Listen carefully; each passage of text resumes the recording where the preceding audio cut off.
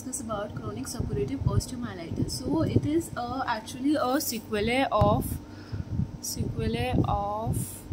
acute suppurative osteomyelitis, or it can occur without an acute stage. Okay, now coming on to the clinical features. In clinical features, the pain is dull in nature. Also, there is a small or minimal rise in body temperature.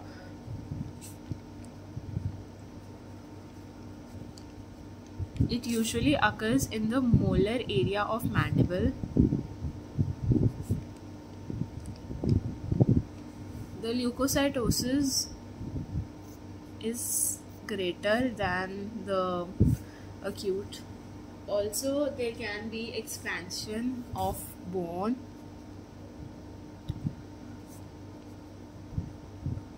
Cellulitis of cheek.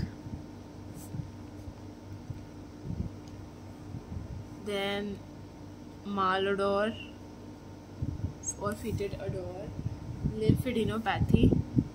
Later, after this is the subacute stage.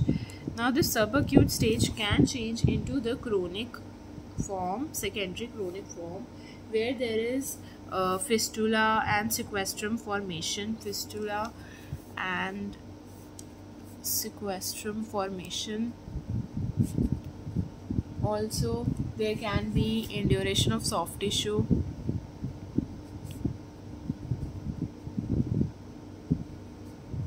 Wooden or hardened character of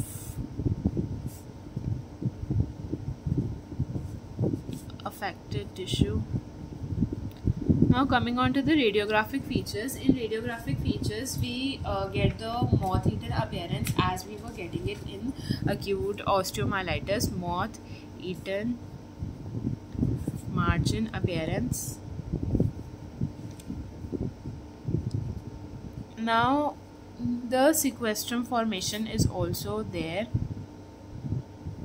Now there are 4 different types of radiographic images. First one is with ragged borders, radiolucency with ragged borders, then radiolucency plus radio opaque foci. Then there can be a dense zone of radio opaque with faint radiolucent margins. Also, it can give a salt pepper appearance. Now this salt pepper appearance is the characteristic of Gar's osteomyelitis, which we'll discuss in another video. Now coming on to the histopathology. Now in histopathology, what happens is, first of all, there is accumulation of exudate. Okay, since it's an inflammation and there is pus, then inflammatory cell infiltrate. Now an important thing to remember, osteoblast and osteoclastic activity, they occur in parallel, so there are reversal lines. Now coming on to the treatment, we give antibiotics and there is surgical intervention to remove the sequestrum.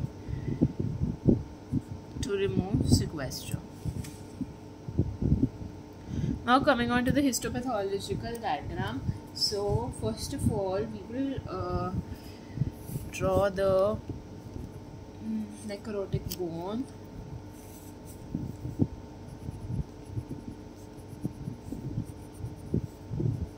The plasma cells.